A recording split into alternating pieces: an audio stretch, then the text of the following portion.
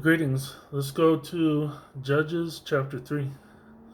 Now these are the nations which the Lord left to prove Israel by them, even as many of Israel as had not known all the wars of Canaan.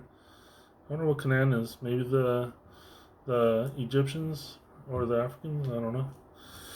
Verse 2, only that the generations of the children of Israel might know to teach them war, at the least such as before knew nothing thereof,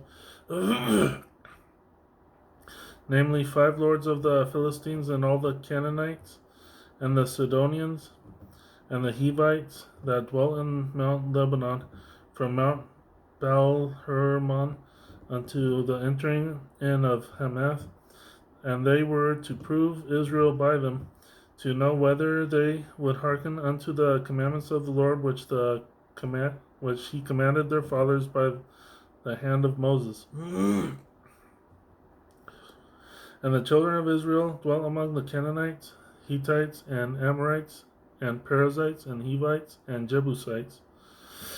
And they took their daughters to be their wives, and gave their daughters to their sons, and served their gods. And the children of Israel did evil in the sight of the Lord, and forgat the Lord their God, and served Balaam and the groves. Therefore the anger of the Lord was hot against Israel, and he sold them into the hand of Jashuhan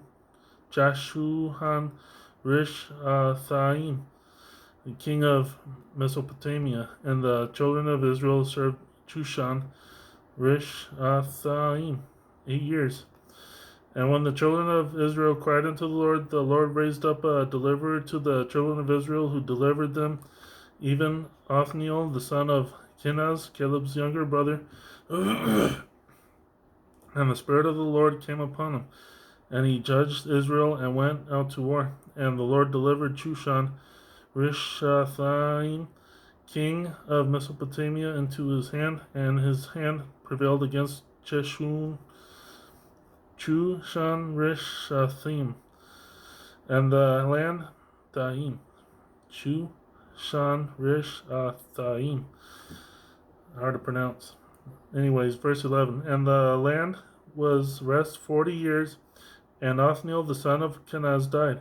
And the children of Israel did evil again in the sight of the Lord. And the Lord strengthened Eglon, the king of Moab, against Israel, because they had done evil in the sight of the Lord.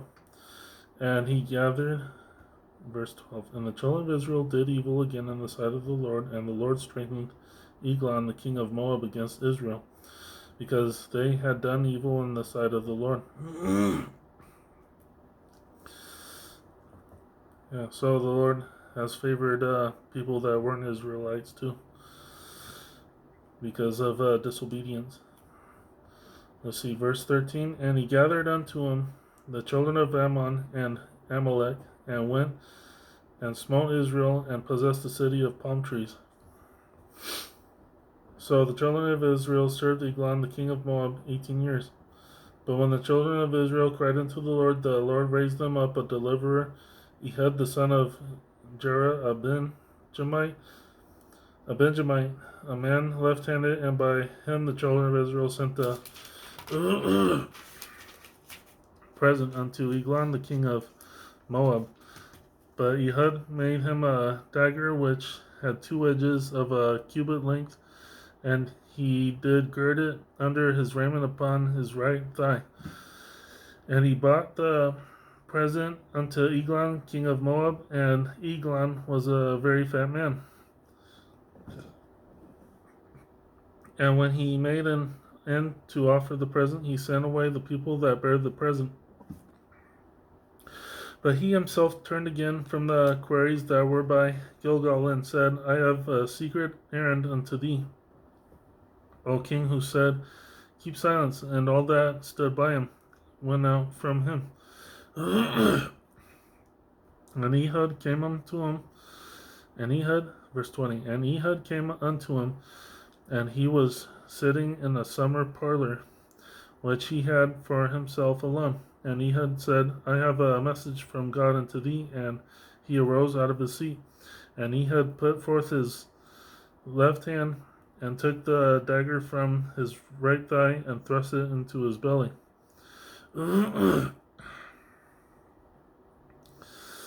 And the haft also went in after the blade, and the fat closed upon the blade, so that he could not draw the dagger out of his belly, and the dirt came out. Then Ehud went forth through the porch and shut the doors of the parlor upon him, and locked them.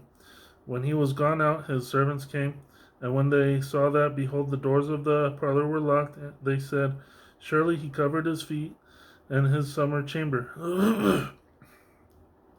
And they tarried till they were ashamed, and behold, he opened not the doors of the parlor. Therefore they took a key and opened them, and behold, their lord was fallen down dead on the earth.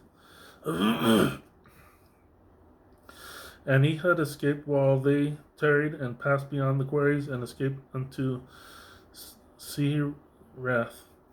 And it came to pass when he was come that he blew a trumpet in the mountain of Ephraim, and the children of Israel went down with him from the mount, and he before them. Verse 28. And he said unto them, Follow after me, for the Lord hath delivered your enemies, the Moabites, into your hand. And they went down after him, and took the fords of Jordan toward Moab, and suffered not a man to pass over. And they slew of Moab at that time about 10,000 men, all lusty and all men of valor, and there escaped not a man.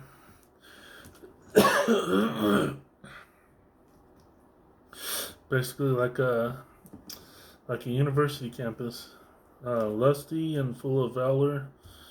These are the people that typically get destroyed. Verse 30. So Moab was subdued that day under the hand of Israel, and the land had rest 80 years. Let me clear this up. Moab is not a university. I was just trying to imagine what it was like at Moab. Verse 31. And after him was Shamgar, the son of Anath, which slew of the Philistines 600 men with an ox goad, and he also delivered Israel. That's the end of Judges chapter 3. Thank you and have a good night.